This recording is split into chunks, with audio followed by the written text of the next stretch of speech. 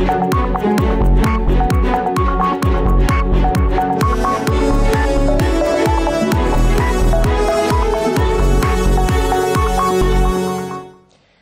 में आपको खुशामदीद कहते हैं। मैं असदुल्ला खान हूँ। निगरान वज़ीर आज़म का नाम फाइनल हो चुका है। इस पर इत्तफाक राय हुआ वज़ीर आज़म और अपोजिशन लीडर के दरमियान, लेकिन तकरीबन 24 घंटे या इससे ज़्यादा वक्त गुजरने के बाद मुख्तलिफ सियासी जमातों का इस पर रद्द-ए-अमल भी आ रहा है। अख्तर मेंगल साहब ने भी इस पर तहफ़्फ़ुज़ात का इजहार किया, पीपल्स पार्टी ने भी इस पर इब्तदाई तौर पर तहफ़्फ़ुज़ात का इजहार किया, और फिर अब खबर यह है कि पीपल्स पार्टी ने शायद एक ऐसी पॉलिसी भी दी है कि जी तनकीद ना की जाए इस नाम पर।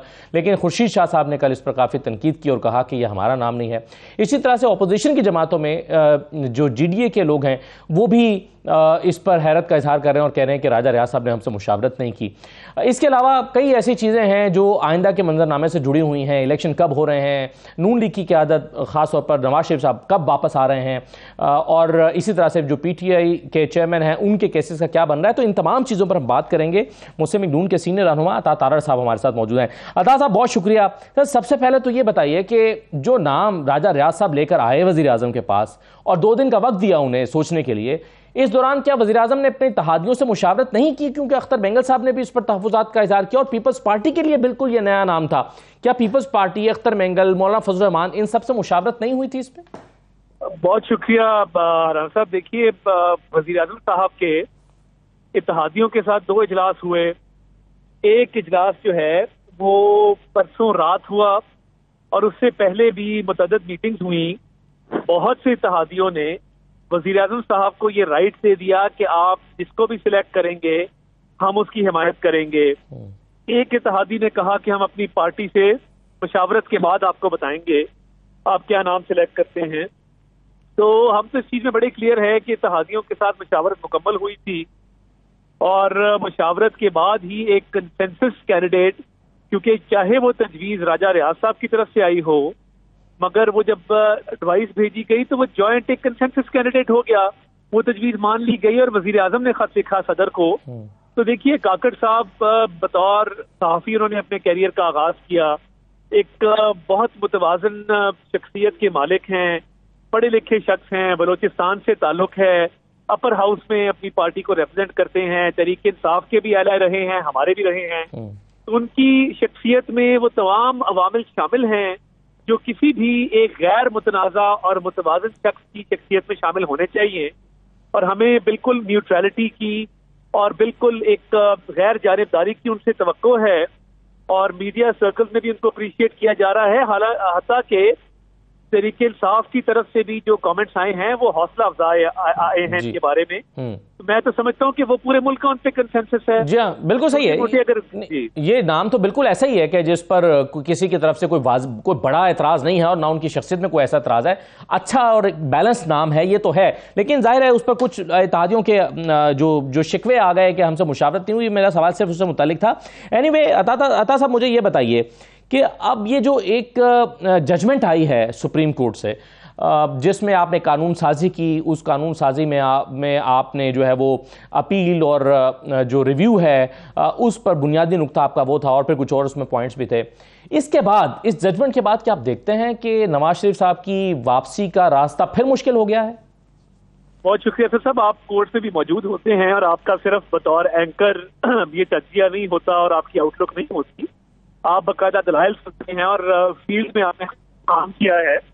देखिए, जो हमारी 3 कानून साजियां हुई थी, पहले प्रैक्टिस एंड प्रोसीजर्स एक्ट आया जिसमें एक राइट ऑफ अपील दिया गया, बेंचेस की तश्कील के हवाले से 3 रुकनी कमेटी का क़याम जो है उसके हवाले से डाली गई। उसमें भी मियाँ साहब के पास एक राइट ऑफ अपील अवेलेबल था कि जैसे मियाँ साहब की नाअहली के 5 साल अब क्योंकि मुकम्मल हो चुके और नई कानून साजी के बाद वो नाअहली सिर्फ 5 साल की ही है और वो ताहियात नाअहली नहीं है, तो इस सुप्रीम कोर्ट के ऑर्डर से कोई फर्क नहीं पड़ेगा मियाँ साहब की वापसी पर या उनके केसेस पर। देखिए, ये सब कुछ क्यों किया गया? इसके पीछे सियासी अवामिल नहीं थे। बार काउंसिल्स की, बार एसोसिएशन की बड़े अरसे से ये डिमांड थी कि आप सुप्रीम कोर्ट में अपील्स को और रिव्यू को रेगुलेट करें। यानी जिस शख्स का केस 30-35 साल ट्रायल कोर्ट में धक्के खा खा के हाई कोर्ट से होते हुए सुप्रीम कोर्ट पहुंचता है और 30-35 साल का दौरानिया होता है, उसकी अगर किसी बिना पे अपील रिजेक्ट हो जाए जैसे कि शाहरुख जिस केस में हुई और इंसाफ ना मिल सका, आपके पास ऑप्शन कोई नहीं, फिर दुनिया में इंसाफ कोई नहीं है। सही है। अल्लाह ताला की अदालत में इंसाफ होगा एक दिन, मगर इस पाकिस्तान में दुनिया में फिर इंसाफ कोई नहीं है। हाँ। तो एक हक दिया गया था कि जिन लोगों के साथ नाइंसाफी होती है, कई दफा कत्ल के केस होते हैं, कई साल बाद। सही है, लेकिन अता साहब उसमें एतराज सुप्रीम कोर्ट का सिर्फ ये था कि इसको आपको आईनी तरमीम के जरिए आप ये कर सकते हैं, ऑर्डिनरी लेजिस्लेशन के जरिए कर नहीं सकते। इस पे भी आप, क्योंकि आपकी बड़ी गहरी नजर है इस चीज पे, आइन के अंदर ये लिखा है और ये सुप्रीम कोर्ट के रूल्स के बारे में भी लिखा है, subject to the constitution and law, यानी आइन और कानून के ताबे होंगे जो भी सुप्रीम कोर्ट के प्रोसीजर्स और रूल्स होंगे। अब जो आइन के खालिक हैं, जिन्होंने आइन बनाया, फ्रेमर्स ऑफ द कॉन्स्टिट्यूशन, अगर वो चाहते तो खाली सब्जेक्ट टू कॉन्स्टिट्यूशन लिख देते। लॉ का लफ्ज इसलिए लिखा गया क्योंकि लॉ के थ्रू ये चीजें रेगुलेट हो सकती हैं और होती रही हैं। सुप्रीम कोर्ट के बहुत सारे जो एक्शंस हैं वो रेगुलेट कानून के थ्रू होते हैं। सही। अब कानून साज असेंबली है और वो आइन की तरमीम का भी हक रखती है 2/3 अक्सरियत से जी। मगर क्या एक कानून को मार्ज़े वजूद में आने से पहले खत्म कर देना, एक कानून को कलअदम करार दे देना, क्या ये एक राइट यूसर्फ नहीं हो रहा पार्लियामेंट का, कि पार्लियामेंट का राइट था कानून साजी का? सही। अब वो सुप्रीम कोर्ट जो है उसमें मुदाखलत कर रही है। सेपरेशन ऑफ पावर्स के मुताबिक एग्जीक्यूटिव, जुडिशरी और लेजिस्लेचर के अपने अपने रोल्स हैं और अपने अपने रोल्स तक ही अपने आप को कन्फाइन रखना। सही है, सही है। चलिए अता साहब, इसमें तो ये है कि एक रास्ता मौजूद है, दोबारा जाया जा सकता है सुप्रीम कोर्ट के पास, लेकिन ये एक अलग चीज है कि नवाज शरीफ साहब की नाअहली 5 साल की है या ताहयात है, लेकिन उनकी वतन वापसी एक अलग मामला है। तो उनकी वतन वापसी की राह में जो रुकावट है, जाहिर है वो उनकी सजा है, लेकिन कानूनी तौर पर क्या उनके पास रास्ते नहीं थे? कोई उनको फांसी जमानत अप्लाई की जा सकती थी, कोई सजा मुअत्तली की दरखास्त डाली जा सकती थी। जब उनके अपने भाई की हुकूमत होते हुए ये मुमकिन नहीं हो सका, तो अब कैसे मुमकिन हो पाएगा अता साहब? देखिए, 2 चीजें हैं।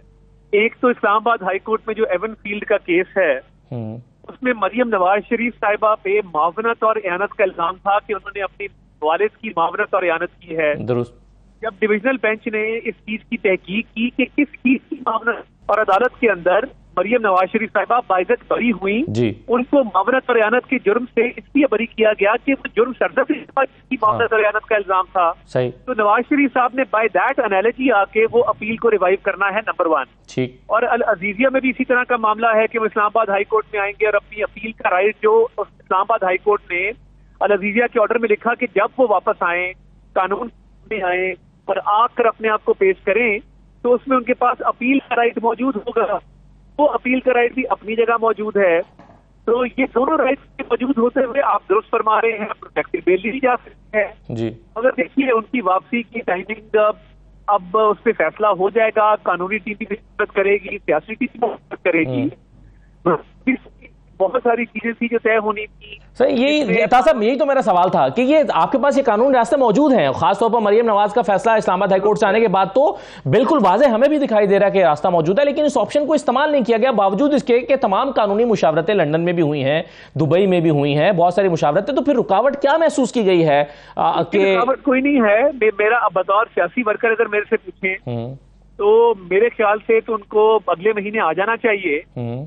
और देखिए, एक सियासी भी सोच होती है कि इलेक्शन के अनाउंसमेंट के साथ आया जाए, इलेक्शन में उतरा जाए। तो ये बहुत सारे फैक्टर्स हैं जो कानूनी भी हैं, सियासी भी हैं, जिनको मद्देनजर रखते हुए ये फैसला किया जाएगा। मगर अब वो बहुत जल्द आ जाएंगे और वो हुकूमत में आते तो आकर इलेक्शन का इंतजार करना पड़ना था।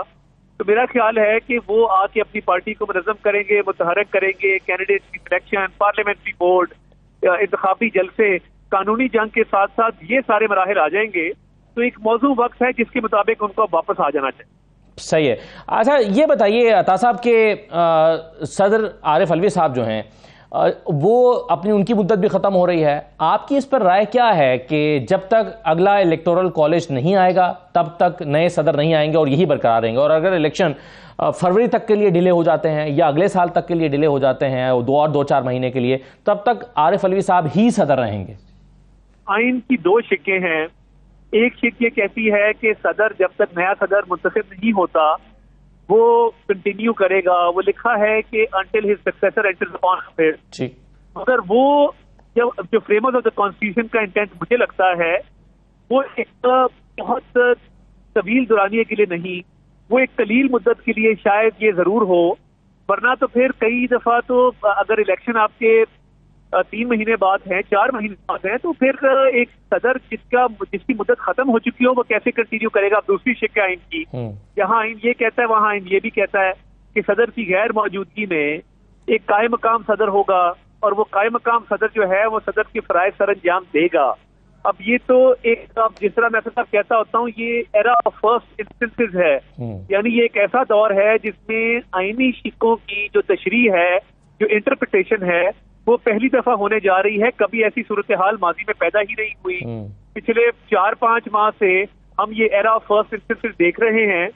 तो मुझे तो लगता है कि इस अहम आईनी नुक्ते पे जहाँ पे दोनों आरा मौजूद हैं कि सदर कंटिन्यू करेगा या नहीं करेगा, ये शायद मामला इवेंचुअली सुप्रीम कोर्ट में जाए और सुप्रीम कोर्ट का तब भी हम यही डिमांड रखेंगे कि फुल कोर्ट इसकी तशरीह करे और उसके मुताबिक फिर सदारती जो मामलात है उनको आगे चलाया। ठीक है, तो अता साहब ये बता दीजिए आखिर में कि पीटीआई चेयरमैन का जो तोशाखाना में उनको सजा हुई है, इस सजा के सस्पेंड होने के इस्लामाबाद में हाई कोर्ट में ये समझा जाता है कि ये इस तरह का मुकदमा है और इसमें ऐसे लूप होल्स रहे हैं कि जिसमें उनकी मुअत्तली सजा की मुअत्तली बड़ी एक लाइकली सी चीज़ नज़र आती है। आप इसमें कोई रुकावट तो नहीं देखते कि उनकी अगले हफ्ते में उनको बेल मिल जाए? देखिए, एक तो अभी कोर्ट की छुट्टियां हैं, इतनी जल्दी मुकदमे का लग जाना, जैसे कि इनको आदत पड़ी है कि ये शाम फाइल करते हैं, दोपहर को अगली दोपहर को केस फिक्स हो जाता है और रात को नंबर अलॉट हो जाता है। तो एक तो ऑब्वियसली क्या किसी आम पाकिस्तानी का भी इसी तरह केस फिक्स होता है, ये देखने वाली बात है। लेकिन अता साहब छुट्टियां तो नीचे भी थी ना, सेशन कोर्ट में भी, वहां पर भी छुट्टियां नहीं ली गई और डे टू डे, बल्कि वो तो ये कहते हैं कि जी हमें हक समाअत नहीं मिला पूरी तरह से हमें, और हमें दिफा का।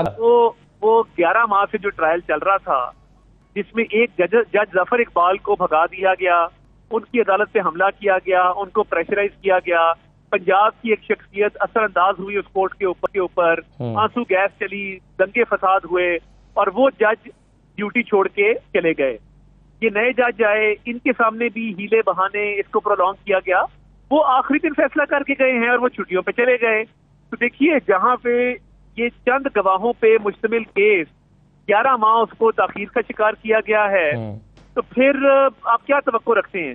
एक्स्ट्रा ऑर्डिनरी सर्कमस्टांसेस बनाए गए थे इमरान न्याजी साहब की तरफ से। अब आगे अगर वो आगे इस्लामाबाद हाई कोर्ट में बेल अप्लाई की है, ऑब्वियसली किसी ना किसी वक्त तो सेंटेंस सस्पेंशन होगी, मगर बहुत जल्द हो जाए ये मैं कह नहीं सकता, क्योंकि देखिए अभी उनकी 2 बेल्स और कैंसिल हुई हैं। जो तोशाखाना नैब का केस है, जो आप इसमें आपको लगता है कि बेल तो हो जाएगी लेकिन उनकी रिहाई अमल में नहीं आएगी, क्योंकि और बहुत सारे केसेस मुझे कतन उनकी रिहाई अमल में आती नजर इसलिए नहीं आती कि आपको नैब के कानून का पता है, आपने हमारा मुश्किल वक्त अपनी आंखों से खुद देखा है कि नॉन कोऑपरेशन पे अरेस्ट हुआ करता था और कहा जाता था ये कोऑपरेट नहीं कर रहे। अब नैब का जो नया कानून है उसमें अगर मुल्जिम अदम ताउन करता है तो that is ground for arrest. अब इन्होंने कॉल अप नोटिस का जवाब नहीं दिया, नैब में पेश नहीं हुए, नैब के साथ ताउन नहीं किया, नैब को कुछ दस्तावेजात फराहम नहीं किए, अपनी बेल की तारीखों पे जज बशीर की अदालत में पेश नहीं हुए, तो इनकी तो 2 बेल कैंसल्ड हैं। अब ये उन बेल्स का क्या करेंगे? क्या वहां तहकीकात का सामना नहीं करना पड़ेगा? क्योंकि तोशाखाना माइंड यू वो सिर्फ नॉन डेक्लेरेशन और वो पैसे जो उन्होंने कम जमा कराए उसका केस नहीं है, उसके साथ साथ वो चोरी का भी केस है और बड़ा संगीन केस है और उसके अंदर नैब की एक इन्वेस्टिगेशन तकरीबन फाइनल स्टेज पे। राइट सर, बिल्कुल सही है। अता साहब बहुत शुक्रिया, आपने हमें वक्त दिया। नाज़रीन एक छोटा सा ब्रेक लेंगे, ब्रेक के बाद वापस आते हैं।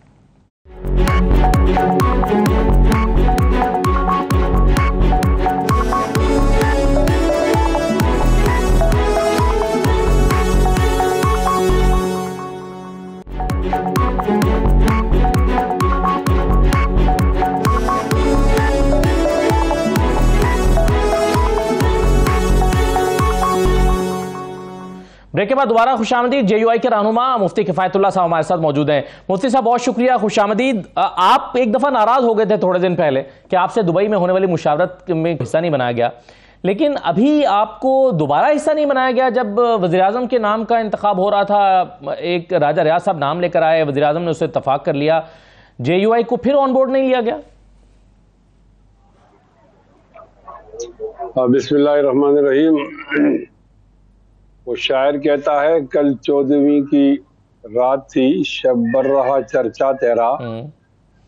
कुछ ने कहा कि चांद है ये, कुछ ने कहा चेहरा तेरा। हम भी वहाँ मौजूद थे, हमसे भी पूछा गया। हम चुप रहे, हम हंस दिए, मंजूर था पर्दा तेरा। ठीक है, ये आखिरी मिसरे में सब पूरी कहानी है। जिन लोगों ने कस्में उठाई थी कि हम अब सियासत में दखल नहीं देंगे, उन्होंने अपनी कसमें तोड़ दी और उन्होंने दोबारा बता दिया कि वजीर आजम का ओहदा होता है या वो ओहदा अपोजिशन लीडर का होता है। ये सब कुछ नहीं होता, जो कुछ हम चाहते हैं वही होता है। नहीं, लेकिन हो गया।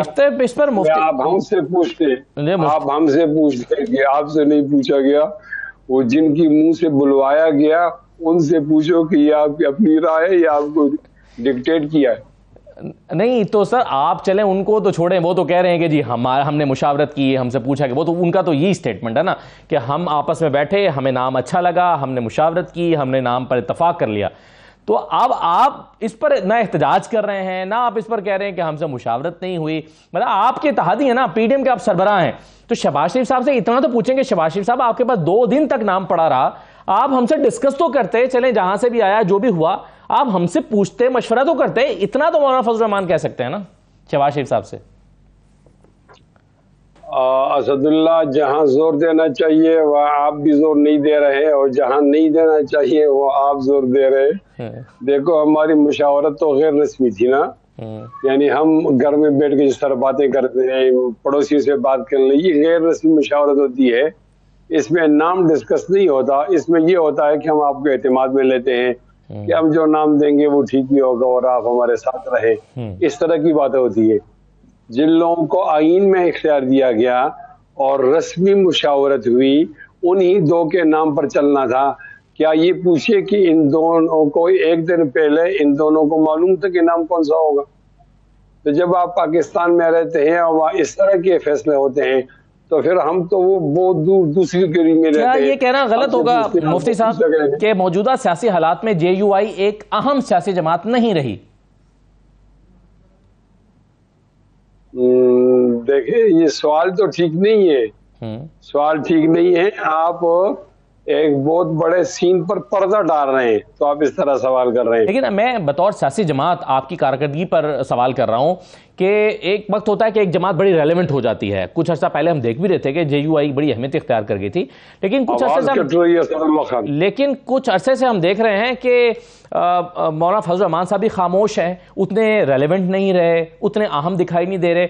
और फिर उनकी सियासी हैसियत जो है खैबर पख्तूनख्वा में जहां आपकी स्ट्रेंथ हुआ करती थी, वहां पर भी आपको बड़े चैलेंजेस का सामना दिखाई दे रहा है। खासतौर पर ये पेशावर और हवेलियां वाला जो इलेक्शन है वो इसकी गमाजी कर रहा है कि आपके लिए सब अच्छा नहीं है। नहीं, हमारा ज्यादा ताल्लुक तो अवाम के साथ है ना, तो अवाम के साथ अपने राब्ता मुहिम में है, वहां तो कोई खामोशी नहीं है। यानी जिस तरह हमारे तंजीमी मामलात हैं, हम उस तरह ठीक बढ़ रहे हैं और ज्यादा यकीन हमें आवाम पर होता है, किसी की थपकी पर और ठप्पों पर तो होता नहीं है। तो अगर खैबर पख्तूनख्वा के अवाम ने JUI के बारे में फैसला कर लिया तो फिर सब कुव्वतों को फैसला मान लेना चाहिए और हमें उम्मीद है कि आने वाले इलेक्शन के अंदर खैबर पख्तूनख्वा को उसका हक मिलेगा और हकीकी जो उनकी क़यादत कर रही है जमीयत उलमा इस्लाम, उस पार्टी को इंशाअल्लाह वोट मिलेंगे। सही है।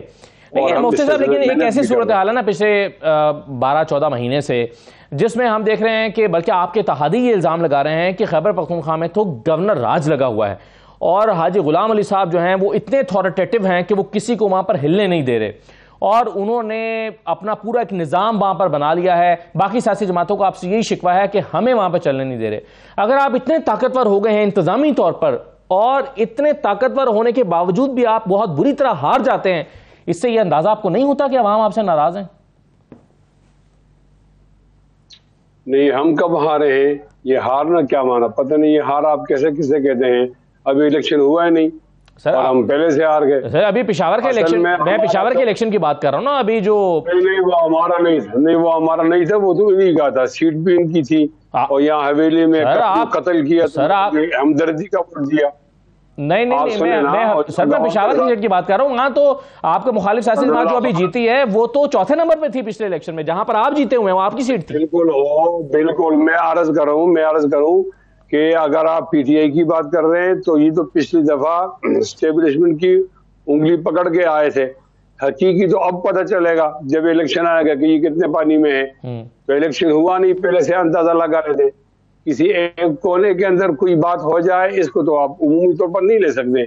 और जहां तक आपने गवर्नर साहब की बात की तो ये ऐसी गलतफहमियां हैं। हमारा गवर्नर एक्टिव है, तो ये अभी से एक्टिव नहीं है। वो जब सेनेटर थे तो भी एक्टिव थे, वो जब मेयर थे पेशावर के तो भी एक्टिव थे। वो एक एक्टिव पर्सनालिटी है, तो वो जरा तेज काम करता है, एक्टिव करता है, तो लोग समझते हैं गवर्नर राज आ गया। जो उन्होंने वजीर आला बनाए सबने मिलकर, उनकी उम्र 80 साल है, तो ज़ाहिर है 80 साल का जमीन तो नहीं उठ सकेगा। तो फिर लोगों को वजीर आला नजर नहीं आता और गवर्नर नजर आता है। तो फिर हमें ये मशवरा दिया जाए कि हम भी वजीर आला की तरह नॉन एक्टिव हो जाएं, तो फिर लोग फिर उसको ठीक समझे। अगर कोई आदमी का, हमारे पास इख्तियार क्या है, गवर्नर के पास आईनी इख्तियार होता है कि पोस्ट में हम कोई तब्दीली नहीं कर सकते, किसी जिले का डीसीएम तब्दील नहीं कर सकते, डीपीओ तब्दील नहीं कर सकते, हम आईजी सेक्रेटरी नहीं रखा सकते। हम क्या कर सकते हैं कि कहीं जाकर फंक्शन कर दिया, कहीं जाकर यूनिवर्सिटी में चले गए, उनकी कॉन्वोकेशन में शामिल हो गए, कोई अवामी राब्ता मुहिम में चले गए। ये इलेक्शन जो आइंदा इलेक्शन है, ये पिछले इलेक्शन से कितना, आप खुद भी इलेक्शन लड़ते हैं, आप पूरी कैंपेन करते हैं, ये इलेक्शन आइंदा इलेक्शन पिछले इलेक्शन से कितना मुख्तलिफ होगा? सही बात तो बाद में बताई जाएगी जब इलेक्शन करीब होगा। फिलहाल तो इलेक्शन नजर ही नहीं आ रहा ना। लेकिन मैं समझता हूं कि इस इलेक्शन के अंदर वो ठप्पो वाली सरकार नहीं होगी और आवाम आजाद होंगे, जिसको वोट डालेंगे उसी का नतीजा आएगा। ऐसा नहीं होगा कि वोट किसी को डाल दिए नतीजा किसी और का आया, ये मुख्तलिफ होगा इस तरीके से। सही है, आप कह रहे हैं इलेक्शन नजर नहीं आ रहा? नहीं ना, वो बताया नहीं आपको कि वो यहाँ सेंसस होंगे और मतलब शुमारी होगी और उसके बाद होगा। तो 90 दिन के अंदर तो नजर नहीं आ रहा, 91-92 के अंदर का नजर आ जाए। अच्छा, तो 91-92 से मुराद ये कि फरवरी तक जाता हुआ नजर आ रहा है। और इस बात पर भी तमाम जमातों का कंसेंसस है और मौलाना फजल रहमान ऑन बोर्ड हैं कि इलेक्शन को ताखिर का शिकार कर दिया जाए। मैं कहता हूँ ना, ये 91-92 ये हुरूफी अबजद है इल्मुल आदात के एतबार से।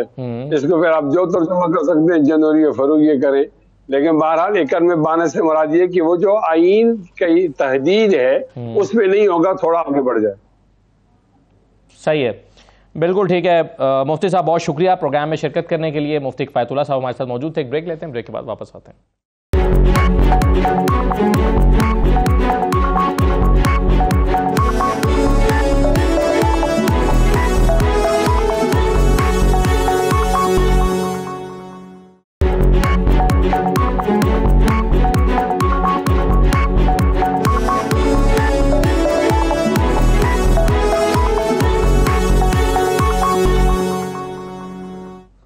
ब्रेक के बाद आपको दोबारा खुशामदीद कहते हैं। पीपल्स पार्टी के सीनियर रहनुमा नैयर बुखारी साहब हमारे साथ मौजूद हैं। बुखारी साहब बहुत शुक्रिया प्रोग्राम में शिरकत करने के लिए।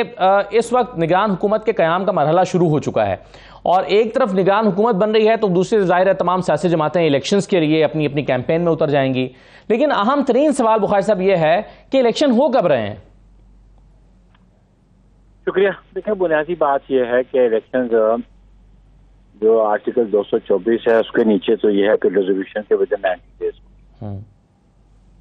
और इसके साथ अगर आप ये देखें तो आर्टिकल 51 को पढ़ना पड़ेगा, 51(5) को देखना पड़ेगा आपको जी। कि जब काउंसिल ऑफ कॉमन इंटरेस्ट ने अप्रूव कर दिया जो लेटेस्ट सेंसस है और उसको फिर ऑफिशियली पब्लिश हो गया, तो वो आर्टिकल कहता है कि जो इलेक्शन की कॉन्स्टिट्यूएंसीज हैं वो लास्ट जो ऑफिशियली पब्लिश सेंसस होगा कॉन्स्टिट्यूएंसी उसकी बुनियाद पे। तो ये फिर इलेक्शन कमीशन का अब काम है कि वो कितना टाइम कंज्यूम करते हैं कॉन्स्टिट्यूएंसीज की डिलिमिटेशन पे।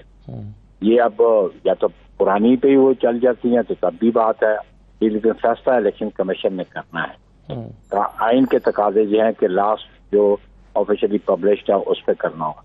अब इसमें एक सूरत और जरूर है वो ज़हन में रहनी चाहिए कि शायद वो कन्फ्यूजन भी है जी कि अब सीटें तो बढ़ नहीं सकती जी और ना ही आइन में लिखा हुआ है कि हर सेंसस के बाद सीटें बढ़ाई जाएंगी, ये भी आइन का तकाजा नहीं है। जो वो अब आर्टिकल 51 का जो सब आर्टिकल 1 है उसमें number of seats national assembly की लिख दी गई है। फिर आर्टिकल 51(3) जो है उस पर वो डिस्ट्रीब्यूशन आ गई है कि प्रोविंसेस की उनकी सीट्स कैसे हैं। तो इसलिए अब इलेक्शन कमीशन जो एग्जिस्टिंग कॉन्स्टिट्यूएंसीज हैं उनको उन्हीं की बुनियाद पे डिलिमिटेशन करेंगी। सीटें तो ना प्रोविंस की बढ़ा सकती हैं तो ना वो बढ़ा सकते हैं नेशनल असेंबली की। जी वो शफलिंग हो सकती है कि हर प्रोविंसेस की लोकेटेड सीट्स हैं, नेशनल असेंबली की भी और प्रोविंशियल असेंबली। सही। तो किसी डिस्ट्रिक्ट की बढ़ गई है, पॉपुलेशन किसी की कम हो गई है या पैरिटी लाना चाहते हैं, क्योंकि एक लास्ट प्रिंसिपल था कि 7 लाख की आबादी पे कॉन्स्टिट्यूंसी होगी जी 10% माइनस प्लस पे जी है जी। जी हाँ तो इसलिए अब सूरत हाल यही है कि कॉन्स्टिट्यूंसी बनाना बढ़ाना तो नहीं, लेकिन उसको रीलोकेशन करना ये इलेक्शन कमीशन का काम है। ठीक। इलेक्शन कमीशन क्या काम करता है क्या सही है, मगर उसमें बुखारी साहब आइन का एक तकाजा ये है कि जब सेंसस अनाउंस हो जाए तो उसके मुताबिक इलेक्शन हो, मगर आइन का दूसरा तकाजा ये है कि 90 दिन में इलेक्शन हो। तो फिर जब दोनों तकाजे एक वक्त में सामने आ जाएंगे तो तरजीह आइनी तौर पर किसको मिलेगी? रेफरेंस तो वही आएगी ना कि कोई डिमांड आती है कॉन्स्टिट्यूंसीज की कि for free fair and transparent election. Constituencies का में डिस्पैरिटी नहीं होनी चाहिए जी। और जो इलेक्टोरेट है उसकी भी डिमांड ही होती है, क्या समझे आप जी। अच्छा तो फिर प्रेफरेंस तो उसको आ जाएगा ना, क्योंकि 224 तो कहता है 90 डेज में। हाँ। लेकिन ये सारे मामला डिपेंड करते हैं उस पे क्या नाम है, इलेक्शन कमीशन पे, इलेक्शन कमीशन पे। जी सही है, बिल्कुल ठीक है बुखारी साहब। मगर इसमें जो आपने सीसीआई मीटिंग का हवाला दिया, कुछ हल्के इसको सुप्रीम कोर्ट में चैलेंज करना चाहते हैं इस मीटिंग को, और उनका आर्गूमेंट यह है कि इसमें 2 ऐसे मेंबर्स बैठे थे जो इस मीटिंग का हिस्सा नहीं हो सकते थे क्योंकि पॉलिसी डिसीजंस जो हैं वो केयर टेकर चीफ मिनिस्टर नहीं दे सकता। तो केयर टेकर चीफ मिनिस्टर इस मीटिंग में नहीं बैठ सकते थे और वो इसकी मंजूरी नहीं दे सकते थे। तो इसको आप इसमें कोई लीगल हिंड्रेंस देखते हैं? बिल्कुल नहीं देखता। काउंसिल ऑफ कॉमन इंटरेस्ट जो है ना, ये 2 मेंबर्स थे, उसमें 2 प्रोविंशियल चीफ मिनिस्टर्स भी थे, लेकिन उसमें फेडरल कैबिनेट के मेंबर्स भी होते हैं, उसमें प्राइम मिनिस्टर भी होता है, तो मेजॉरिटी डिसीजन होता है। फर्ज मान लो उनका वोट आप ना भी काउंट करें तो फिर भी मेजॉरिटी डिसीजन है काउंसिल ऑफ कॉमन इंटरेस्ट का। समझ आई बात आपको? जी हाँ बिल्कुल, मुझे तो समझ आ रही है, लेकिन आपके ख्याल में फिर भी कुछ लोग जो इसको चैलेंज करना चाहते हैं वो जा सकेंगे सुप्रीम कोर्ट में, चैलेंज कर सकेंगे? उनके पास सॉलिड ग्राउंड मौजूद है नहीं है, आप समझते हैं? देखिए वो जा सकते हैं, वो तो हर बंदे का राइट है कोर्ट्स का दरवाजा खटकाने को, लेकिन लीगल पोजीशन मैंने आपको बताइए जो मेरी समझ में। बिल्कुल ठीक है। अच्छा बुखारी साहब, ये जो निगरान वज़ीर-ए-आज़म की बात हो रही है, अगरचे एक ऐसा नाम हमारे सामने आया है जो जिस पर मजमूई तौर पर इसको वेलकम किया गया और कहा गया है कि ये बड़ा अच्छा नाम है, बड़े मॉडरेट किस्म के सियासतदान हैं और नॉन कंट्रोवर्शियल हैं, तमाम खूबियाँ उनकी मौजूद हैं। लेकिन एक जो मुशावरत का अमल था उसमें पीपल्स पार्टी ने, बहरहाल खुर्शीद शाह साहब ने एक एतराज़ किया कि पीपल्स पार्टी से मुशावरत नहीं हुई, हमारे नामों को कंसिडर नहीं किया गया, कोई और आता तो बेहतर होता। अख्तर मेंगल साहब ने भी इस पर एतराज़ किया है। तो आपकी जमात को इस बात पर कोई शिकवा है प्राइम मिनिस्टर से कि जब राजा रियाज एक नाम लेकर आए तो फिर उस नाम को हमसे शेयर या उस पर मुशावरत क्यों नहीं की गई? ये देखिए, मैं समझता हूँ कि खुर्शीद शाह साहब का जो मौक़िफ़ है इसलिए उनका मौक़िफ़ है कि वो पीपल्स पार्टी ने कमेटी कॉन्स्टिट्यूट की थी, उस कमेटी को मेंबर, और गवर्नमेंट का ये नाम है नहीं। गवर्नमेंट का नाम जो है वो उसमें से जो काकड़ साहब एग्जिस्ट नहीं करते थे, ये अपोजिशन, लीडर ऑफ अपोजिशन ने नाम दिया, और मैं समझता हूँ लीडर ऑफ अपोजिशन ने नाम दिया तो ये अखलाकी तौर पे भी और मैं समझता हूँ और मॉरली भी, ये क्योंकि हम कोलिशन में बैठे थे, ये ऑब्लिगेशन थी प्राइम मिनिस्टर पे कि वो पार्टी हेड्स के साथ जरूर मुशावरत करते, और मेरा ख्याल है शायद पार्टी हेड्स के साथ, क्योंकि चेयरमैन बिलावल उस रिसेप्शन में भी गए थे जो आखिरी रिसेप्शन था, और वो ये भी खबर आ रही थी कि वो अपनी बात करके तो निकल गए, उनकी जो और कमिटमेंट्स थी।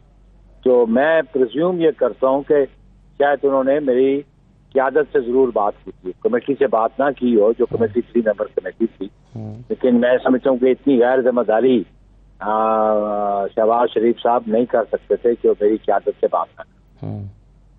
सही है।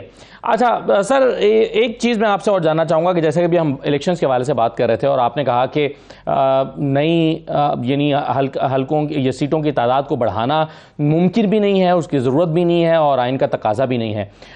ऐसी सूरत में कुछ लोगों की राय यह है कि अगर सिर्फ आपने यही एडजस्टमेंट करनी है कि आबादी के हिसाब से आप कम ज़्यादा कर दें तो ये 3 महीने में भी मुमकिन है, लेकिन आपके ख्याल में क्या इलेक्शन कमीशन को इतने लामहदूद इख्तियारात हासिल हैं कि वो फैसला करें कि ये 4 महीने में करना है, 6 महीने में करना है, या उन्हें 8 महीने दरकार हैं, या कोई कदगन सुप्रीम कोर्ट के इलेक्शन कमीशन के ऊपर लगाई जा सकती है?